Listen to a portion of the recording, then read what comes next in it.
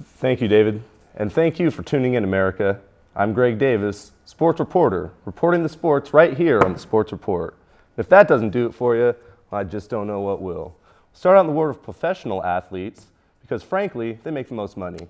So why not scrutinize their lives like bacteria in a petri dish? ESPN does it, Fox does it, but I'll tell you why. Because nobody cares, and it makes for unentertaining television.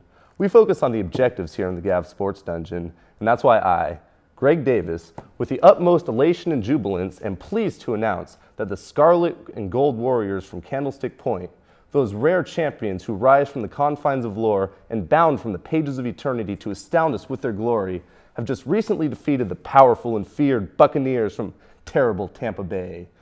Yes, the San Francisco 49ers repelled the ferocious and relentless assault from the Bucs all day long, and though they were unable to fashion successful campaigns into the opposing end zone, 5 Joe Nedney field goals put this one well out of reach for the Bucs. The Niners earned their second victory of the season, which I think means somebody in the control room owes me a Jefferson, and they will take on the New York Football Giants Sunday at 1 o'clock Pacific Standard Time. On the other side of the bay, the Golden State Warriors won big over the Atlanta Hawks in their first game of the season last night, and they looked great doing it. Richardson had 18 points and 6 boards in the Golden State win, but the highlight was that the team put up 122 points in the game. Remarkable. How about those Sharks? Hoo-ah! We mentioned last program that they had lost 3 straight and that somebody needed to light a fire under them. Well, I think they took my words of encouragement to heart because the SJ Sharkies are currently in the midst of a 4-game tear. They beat the Predators at home last night 3-2, but check this out. Of the last 4 games they've played, at Detroit, at Calgary, at Columbus, and that home win last night, all 1-goal victories. They went to overtime 3 times, and 1 ended in a shootout. These Sharks are playing tough, and you got to give them and rookie netminder Chris Schaefer lots of credit for winning those close ones. They play tomorrow in Anaheim. The puck drops 7:30 on FSN.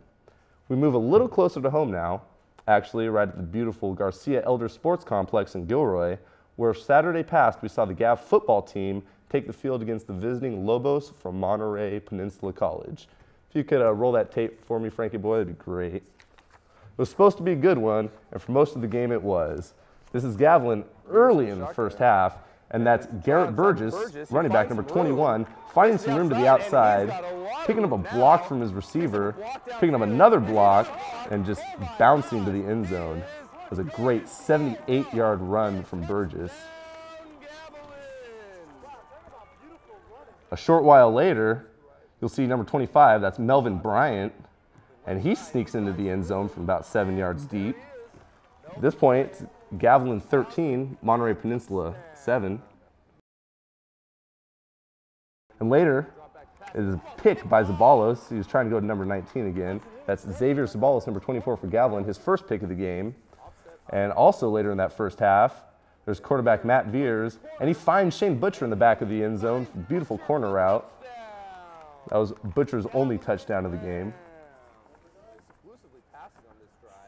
And then Monterey Peninsula, with about a minute left in the half, scores, and the ensuing kickoff, bizarre play here, it actually bounces off one of the Gavilan up men and is recovered by Monterey Peninsula College. At this point, there's about 30 seconds left in the half, and instead of being conservative, Monterey goes for it, and they end up getting this 2-yard out. And then on the point after try, they run the exact same play, the exact same receiver, put themselves up. In the second half, there's a reverse to receiver number 6, who's knocked out of bounds just shy of the end zone. But then it's that option play again, and there's nobody there who's going to stop him. Monterey Peninsula will continue to do well in the second half, but this one is picked off by Xavier Zabalos and ran back for a touchdown, Gavilan's only points of the second half. Great job tiptoeing the line there from Zabalos, his second pick of the game. Unfortunately, that was as good as it would get for the Rams, and they lose this one at home. Ugh. They'll play their final home game of the season this Saturday. That one's against Cabrillo College, so come out and cheer on your Fighting Rams. Don't forget also, women's basketball is coming soon. In fact, the ladies will be playing their first game next Thursday, the 10th, at home against Los Medanos College. That game has a start time of 5:30 p.m. We'd like to remind you also that men's hoops will be tipping its season off on Monday in San Francisco, and you can catch them in the Gav Gym on Thursday the 17th. They take on Ohlone College in the home opener. Best of luck to both of those squads. Unfortunately, the girls' soccer team, I hate to bring it up, but the girls' soccer team has lost last 3 games. That was after forfeiting the 2 previous games, so they've still only scored 1 goal this season. Hate to bring it up, but had to put it out there. So that's all I've got for you, America. This is Greg Davis from the Sports Dungeon, your voice of the Rams, reminding you to go big or go home.